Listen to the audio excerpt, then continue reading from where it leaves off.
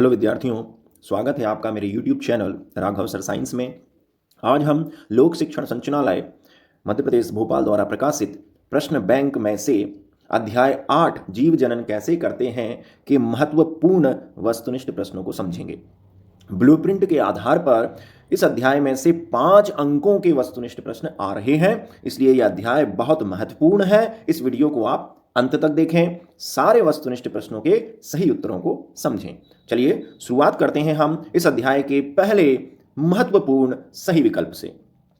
किसी कोशिका में अनुवांशिक संकेत निहित होते हैं। हमें बताना है कि कोशिका के अंदर अनुवांशिक संकेत या अनुवांशिक लक्षण कहां पर पाए जाते हैं। चलिए देखिए, मैं एक चित्र के द्वारा आपको समझाने का प्रयास कर रहा हूं।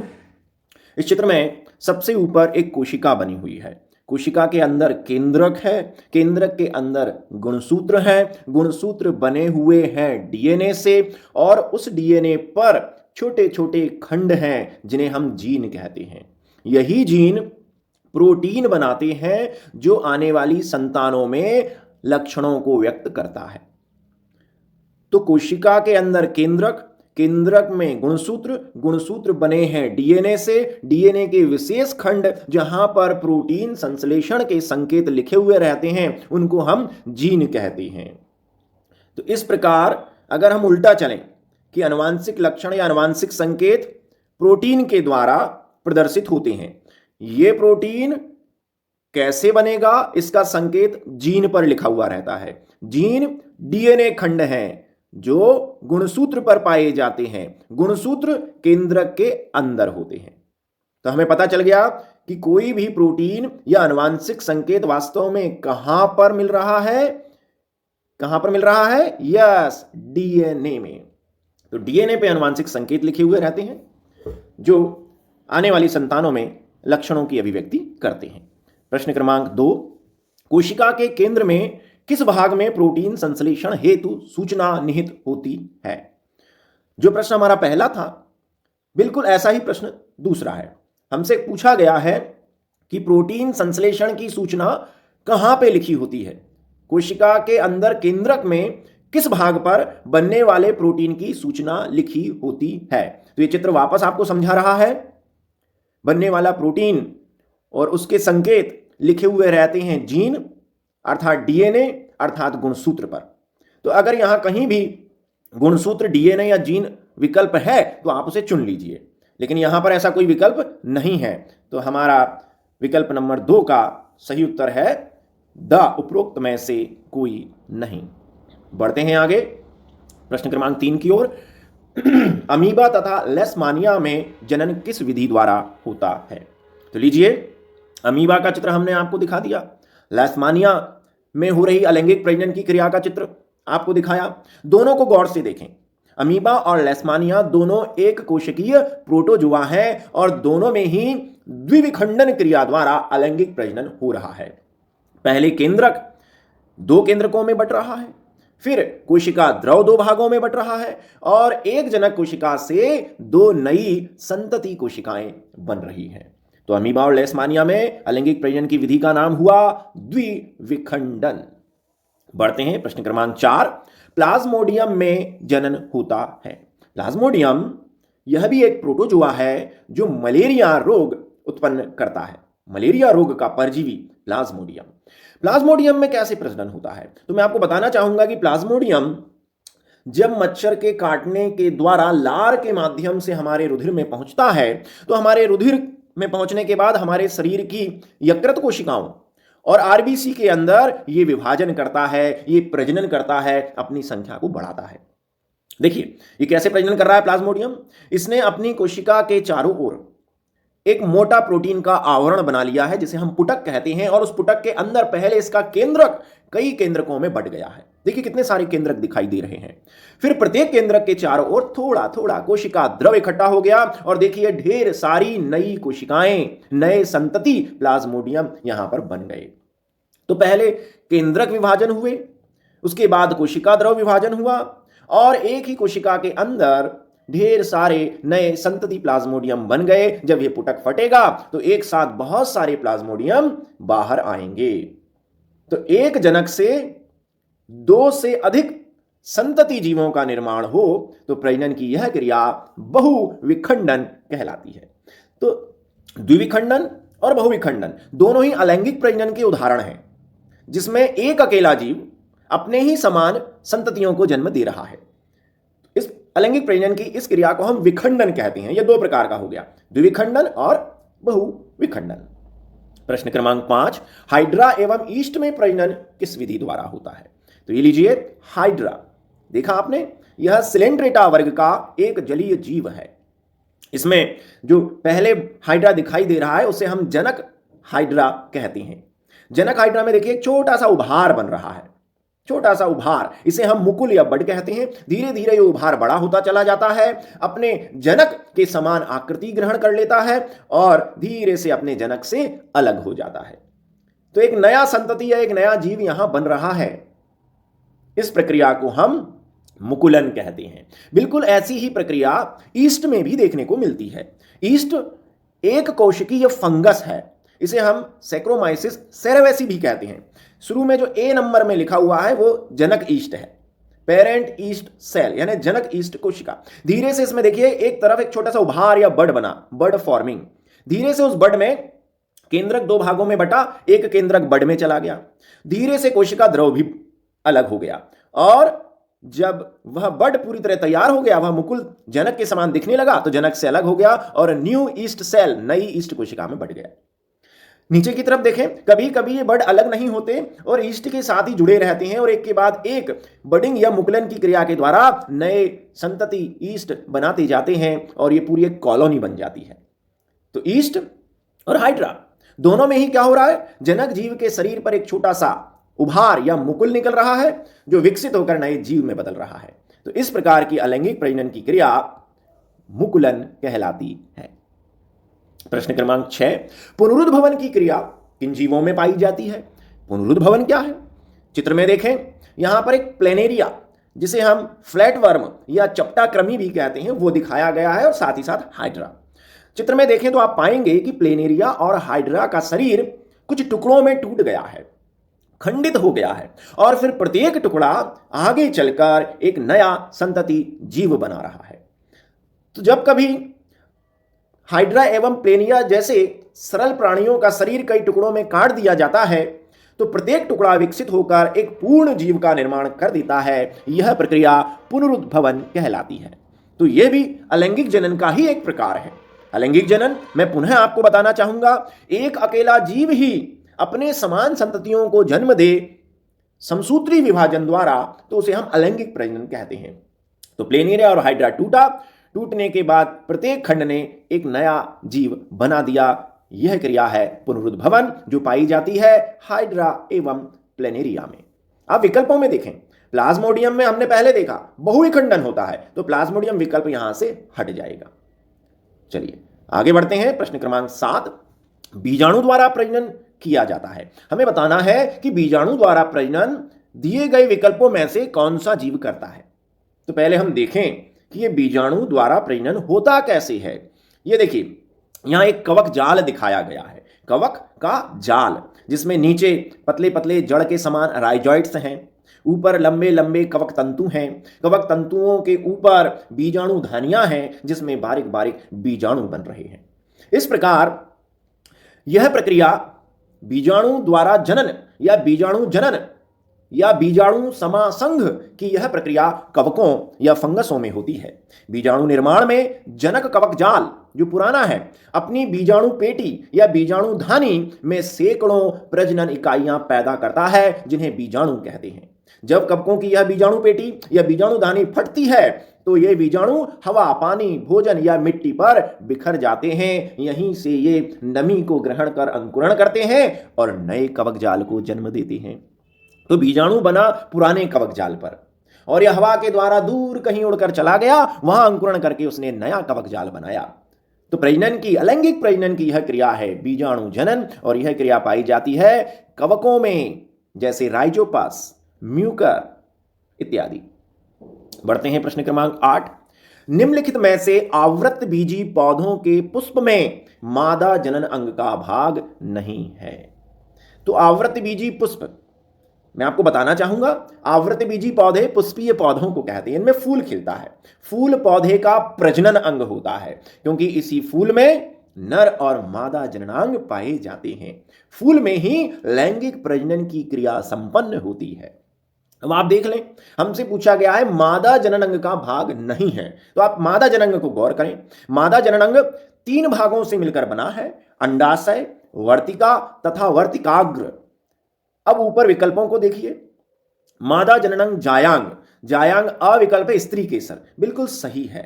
कई सारे स्त्री केसर मिलकर ही जायांग का निर्माण करते हैं। स्त्री केसर को हम अंडप भी कहते हैं, कार्पल लिखा हुआ है, तो ये मादा जननांग का भाग है। वर्तिकाग्र और वर्तिका भी हमें जायांग में दिखाई दे रही है। पुंकेसर विकल्प नंबर द, ये तो नर जननांग का भाग है जो सीधे हाथ तरफ लिखा हुआ है। पुंकेसर ये तो नर जननांग है। इस प्रकार हमें पता चल गया कि फूल में मादा जननांग में कौन कौन से भाग होते हैं और कौन सा भाग उसका हिस्सा नहीं है। वह है विकल्प नंबर द, पुंकेसर। प्रश्न क्रमांक 9 जी। अब हम बढ़ते हैं रिक्त स्थान की ओर। रिक्त स्थान की पूर्ति कीजिए। हमारा पहला प्रश्न आए उससे पहले हम आपको कुछ चीजें समझाएंगे। आप चीजों को समझें, जो भी यहां पर दिखाया जा रहा है उसको देखें, समझें, फिर आप रिक्त स्थानों की पूर्तियां स्वयं करें। यहां पर एक चित्र दिखाया गया है, इस चित्र को गौर से देखें। इस चित्र में आप पाएंगे कि नर जननांग भी है, जिसे हम पुंकेसर कहते हैं। ये देखिए, चलिए हम शुरुआत करते हैं। यहां पर नीचे बाह्य दल हैं हरे रंग के, उसके बाद रंगीन संरचनाएं दल हैं। ये है नर जननांग पुंकेसर, और बीच में जो आपको दिखाई दे रहा है ये है मादा जननांग स्त्री केसर, जो एक मादा जननांग है। तो इस फूल को आपने देखा कि इसमें फूल में नर जननांग भी है और मादा जननांग भी है। तो ऐसे फूल को हम क्या कहें? ऐसे फूल को कहते हैं द्विलिंगी पुष्प। ये कंप्लीट फ्लावर या पूर्ण पुष्प भी कहलाता है, क्योंकि इसमें नर और मादा दोनों ही जननांग हैं। अब नर जननांग में पराग कणों का निर्माण होता है। ये देखिए, नर जननांग के पुंकेसर में पराग कण बन रहे हैं। वे पराग कण पुंकेसर से निकलकर उसी पुष्प के मादा जननांग या स्त्री केसर पर पहुंच रहे हैं।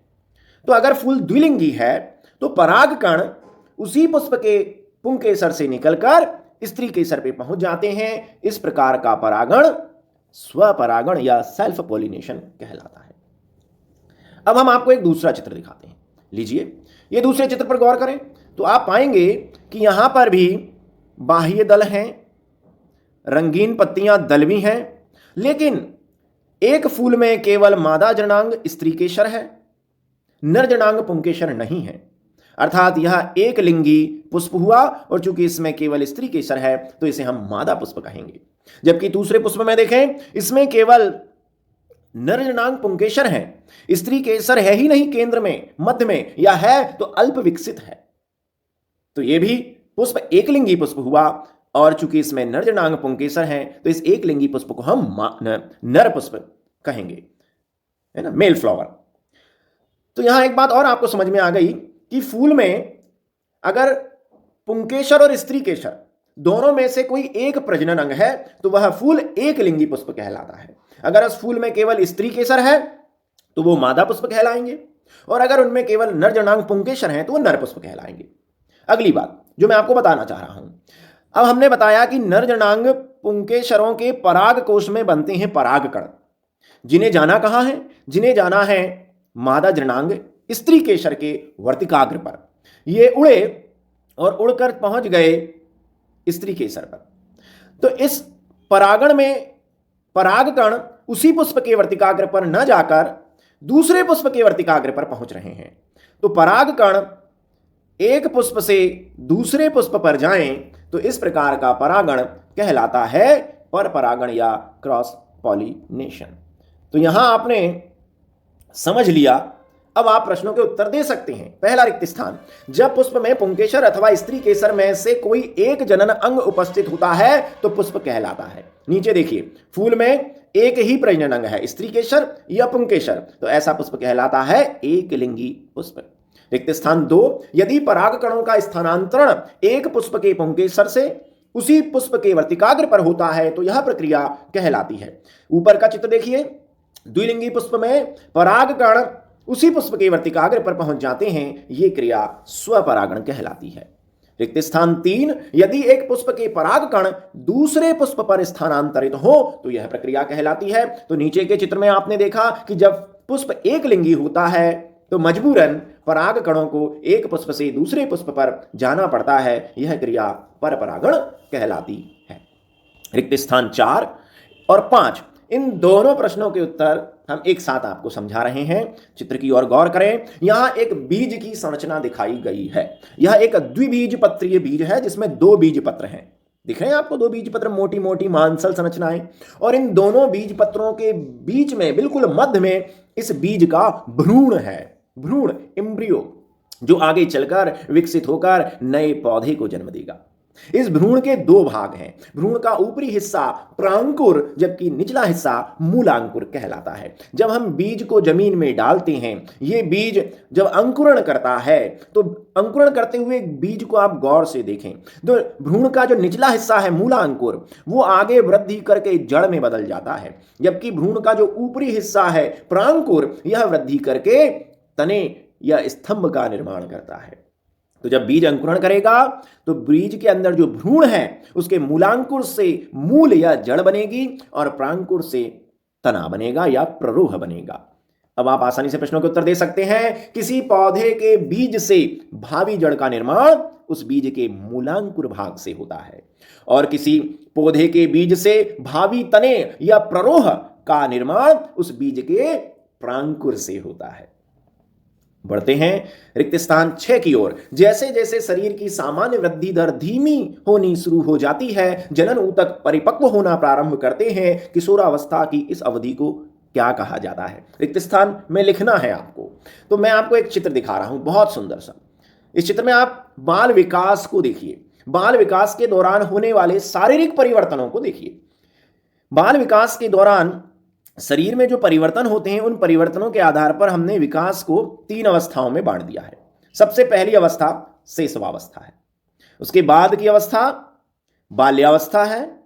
शैशवावस्था और बाल्यावस्था तक बच्चे एक जैसे दिखाई देते हैं, चाहे लड़का हो चाहे लड़की।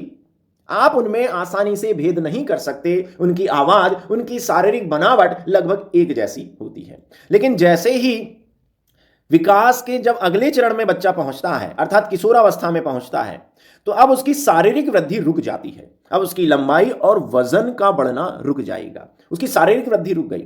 अब उसमें दूसरी वृद्धि होती है। दूसरी वृद्धि क्या? अब उसके शरीर में नए नए लक्षण देखने को मिलते हैं जो लड़के और लड़की में भेद करते हैं, पहचानने में मदद करते हैं। तो हमने जाना कि जब बच्चे का विकास होता है तो पहले है शैशवावस्था, दूसरी है बाल्यावस्था। इसमें शरीर की वृद्धि होती है।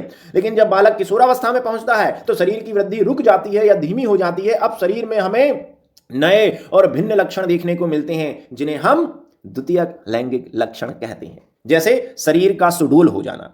अगर वो लड़का है तो शरीर और मांसपेशियां मजबूत हो जाएंगी, और अगर वो लड़की या बालिका है तो उसके शरीर की बनावट वसा के जमाव के कारण लड़के से कुछ अलग दिखने लगेगी।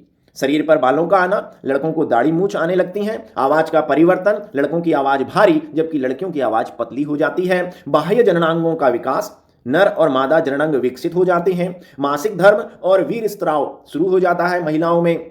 लड़कियों में पीरियड्स आना शुरू हो जाते हैं और लड़कों में स्पर्म्स और वीर का बनना प्रारंभ हो जाता है। साथ ही साथ इनके शारीरिक परिवर्तन के साथ साथ इनके जो मानसिक परिवर्तन हैं वो भी देखने को मिलते हैं। तो हमसे यही पूछा गया है कि किशोरावस्था में शरीर की वृद्धि रुक गई और लैंगिक जननांग विकसित हो गए, उनमें नए लक्षण देखने को मिले, ये अवधि क्या कहलाती है? तो किशोरावस्था की इस अवधि को हम यौवनारंभ या पुबर्टी कहते हैं। नए द्वितीयक लैंगिक लक्षणों का विकसित होना किशोरावस्था की शुरुआत में बालक और बालिकाओं में, यह अवस्था है यौवनारंभ। रिक्त स्थान 7 और 8, इन दोनों को पहले समझें। ये देखिए यहां चित्र दिखाया गया है। इस चित्र को देखें तो दाएं हाथ तरफ मादा जनन तंत्र है, सीधे हाथ तरफ महिला और महिला का जनन तंत्र, बाएं हाथ तरफ उल्टे हाथ तरफ पुरुष और पुरुष का जनन तंत्र दिखाया गया है। पहले पुरुष के जनन तंत्र को देखें। नर जनन तंत्र में नीचे वृषण दिखाए गए हैं, टेस्टिस, एक जोड़ी वृषण जो शरीर के बाहर होते हैं, शरीर के बाहर इसलिए क्योंकि इनके अंदर देखिए शुक्राणु बनते हैं, नर युग्मक, और वृषण के अंदर नर युग्मक शुक्राणुओं का निर्माण शरीर से 2 से 3 डिग्री कम तापमान पर होता है। इसलिए जो वृषण है वो शरीर के बाहर होते हैं ताकि उनमें आसानी से शुक्राणु बन सकें। शरीर के अंदर होते तो उनमें शुक्राणु नहीं बन पाते, क्योंकि शुक्राणुओं का निर्माण शरीर से कम तापमान पर हो रहा है। इसलिए टेस्टिस या वृषण शरीर के बाहर, ये वृषण में बन गए, टेस्टिस में शुक्राणु बन गए। फिर ये शुक्राणु नर जननांगों से होते हुए वीर्य के रूप में शरीर से बाहर आ जाते हैं। इसी प्रकार आप मादा जनन तंत्र को देखें। मादा जनन तंत्र में अंडाशय या ओवरी के अंदर अंडाणुओं का निर्माण होता है। अंडाशय के अंदर अंडाणुओं के बनने की क्रिया एक चक्र द्वारा बंधी होती है, जिसे हम मासिक धर्म या आर्तव चक्र भी या रजोधर्म भी कहते हैं। तो महिला के अंडाशय या ओवरी में अंडाणु बनते हैं और 14वें दिन, जिसे अपन अंडोत्सर्ग भी कहते हैं, 14वें दिन ये अंडाणु निकलकर अंडवाहिनी में आ जाता है। यहां रुकता है करीबन 3 दिन या 72 घंटे। अगर उस अंडाणु का निषेचन नहीं हुआ, अगर वो शुक्राणु से नहीं मिला, तो अंडाणु आ जाता है गर्भाशय की आंतरिक दीवार में, और फिर कुछ दिनों बाद गर्भाशय की आंतरिक दीवार के टूटने से रक्त द्वारा शरीर से बाहर निकाल दिया जाता है, जिसे अपन रजोधर्म कह रहे हैं। तो एक तो हमने जाना कि नर जनन तंत्र में जो वृषण है उनमें नर युग्मक शुक्राणु बनते हैं शरीर से कम तापमान पर, इसलिए वो शरीर के बाहर हैं। और मादा जनन तंत्र के अंडाशय में मेंसेस साइकिल के दौरान अंडाणु बनते हैं। साथ ही साथ अगर यहां निषेचन की क्रिया होना है, तो निषेचन की क्रिया कहां देखने को मिलेगी? बिल्कुल आप समझ गए हैं कि निषेचन की क्रिया होती है, अर्थात शुक्राणुओं और अंडाणुओं के मिलने की क्रिया होती है मादा जनन तंत्र की अंडवाहिनी में, जिसे हम निषेचन नलिका भी कहते हैं। तो बहुत सारी बातें मैंने आपको बताई। हम अपने रिक्त स्थान की ओर बढ़ते हैं। मनुष्य के शरीर में शुक्राणु का निर्माण होता है। तो चित्र में आप देख रहे हैं शुक्राणु कहां बने हुए हैं? वृषण के अंदर। मनुष्य के शरीर में अंडाणु का निर्माण होता है। तो अंडाणु मादा जनन तंत्र में कहां बनते हैं? अंडाशय के अंदर। चलिए बढ़ते हैं। रिक्त स्थान 9, मनुष्य में शुक्राणु उत्पादन एवं यौवनावस्था के लक्षणों का नियंत्रण हार्मोन करता है। हमें बताना है कि मनुष्यों में नर अर्थात लड़कों में शुक्राणुओं के बनने की क्रिया और उनमें आदमियों जैसे लक्षणों का विकास होना, जैसे आवाज का मोटा हो जाना, दाढ़ी मूंछ का आना, वीर्य का बनना, ये किन हार्मोन्स के द्वारा नियंत्रित किया जाता है? तो देखिए ये चित्र आपको बहुत अच्छे से समझाएगा। देखें यहां पर नर और मादा हम दोनों को समझा रहे हैं। प्रश्न यहां नर का पूछा है, मादा का भी आ सकता था। तो यहां पर नर और मादा अर्थात लड़के और लड़कियां हैं। हम जानते हैं कि हमारे दिमाग में एक ग्रंथि होती है जिसे हम पीयूष ग्रंथि या मास्टर ग्रंथि कहते हैं। इस ग्रंथि से पहले FSH और LH हार्मोन्स निकलते हैं, फॉलिकल स्टिमुलेटिंग हार्मोन्स और ल्यूटेजेनिक हार्मोन्स। तो नर हो चाहे मादा, दोनों की ही पीयूष ग्रंथि से समान मात्रा में FSH और LH हार्मोन्स निकलते हैं। ये रुधिर के माध्यम से जननों में पहुंचते हैं, मादा के अंडाशय में और नर के वृषण। यह हार्मोन्स कहां पहुंच गया? ये मादा जनन तंत्र है, अगर मादा के शरीर में बन रहे हैं तो अंडाशय में पहुंच जाएंगे, और ये नर के शरीर में बन रहे हैं तो ये वृषण में पहुंच जाएंगे। वहां जाकर इनसे एक हार्मोन्स निकलता है। अंडाशय में पहुंचने के बाद एस्ट्रोजन हार्मोन्स अंडाशय से निकलेगा और वृषण से निकलेगा टेस्टोस्टेरोन हार्मोन्स। यही हार्मोन्स फिर आगे चलकर वृषण के अंदर शुक्राणु बनाएंगे और एस्ट्रोजन हार्मोन्स अंडाशय के अंदर अंडाणु बनाएगा। तो शुरुआत में पीयूष ग्रंथि या मास्टर ग्रंथि से लड़के और लड़की दोनों में ही FSH और LH हार्मोन्स निकला। वो गया उनके जनन वृषण और अंडाशय में। फिर वृषण से निकला टेस्टोस्टेरोन हार्मोन्स, जिसने वृषण के अंदर शुक्राणु बनाने का काम किया, और मादा में निकला एस्ट्रोजन हार्मोन्स, जिसने अंडाशय के अंदर अंडाणु बनाने का काम किया। साथ ही साथ यह हार्मोन्स लड़के और लड़कियों में द्वितीयक लैंगिक लक्षणों को भी विकसित करते हैं, जिनके बारे में हमने इसके पहले पढ़ा। तो हम समझ गए यहां बात लड़कों की हो रही है। तो लड़कों में शुक्राणु उत्पादन और यौवनावस्था के लक्षणों का नियंत्रण करने वाला हार्मोन्स टेस्टोस्टेरोन है। अगर यहां अंडाणु निर्माण का पूछते तो आ जाता हार्मोन्स एस्ट्रोजन। विकल्प नंबर 10 रिक्त स्थान, भ्रूण को मां के रुधिर से पोषण नामक संरचना से प्राप्त होता है। अब आप सभी जानते हैं कि गर्भ में जो बच्चा पल रहा होता है उसको मां से ही पोषण मिलता है, जब तक वो 9 महीने मां के गर्भ में है। वहीं से उसको ऑक्सीजन मिलती है, पोषक पदार्थ मिलते हैं। पर ये कैसे मिलते हैं? तो आप गौर से देखें कि गर्भाशय में पल रहे शिशु और मां के बीच एक जैविक संबंध होता है। उस जैविक संबंध को ही हम अपरा या प्लेसेंटा कहते हैं। इसी अपरा या प्लेसेंटा के द्वारा शिशु को पोषक तत्व और ऑक्सीजन पहुंचते हैं तथा शिशु से अपशिष्ट पदार्थ और कार्बन डाइऑक्साइड बाहर निकलते हैं। तो शिशु को पोषण देने का काम करने वाला जैविक संबंध जो बच्चे और मां के बीच पाया जाता है उसे हम प्लेसेंटा या अपरा कहते हैं। एक शब्द में उत्तर दें, मानव में वृषण के कार्य। ये लीजिए, ये मानव का नर जनन तंत्र है। ये जनन तंत्र का चित्र बनाना बहुत आसान है। आप मेरे अगर YouTube पे हैं, मेरे चैनल पर हैं, तो वहाँ पर नर जनन तंत्र का चित्र बनाना सिखाया गया है। बहुत ही आसान तरीके से आप सीख सकते हैं।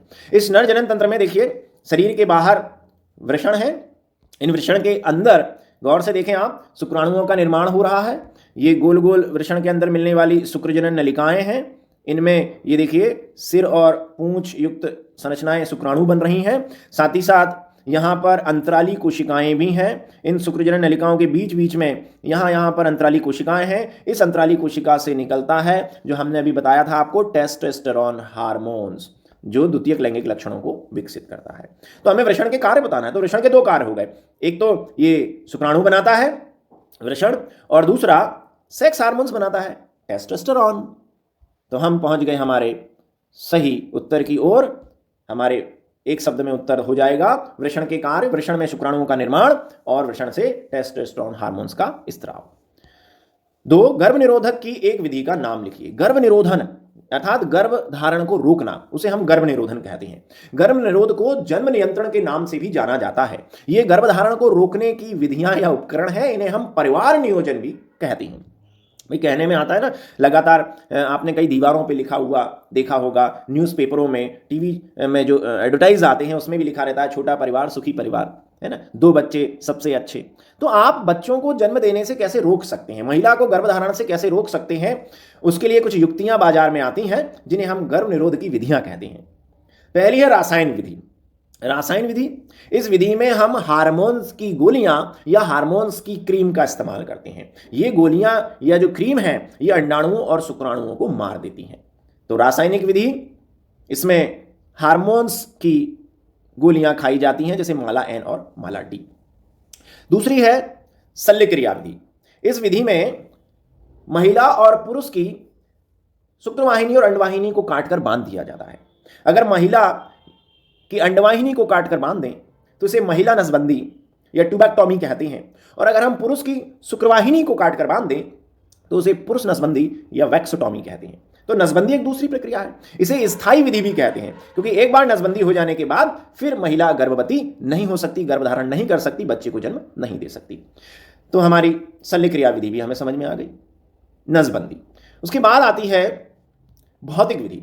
भौतिक विधि, इस विधि में हम कुछ उपकरणों या कुछ संसाधनों का इस्तेमाल करते हैं जो शुक्राणुओं और अंडाणुओं को मिलने से रोकते हैं।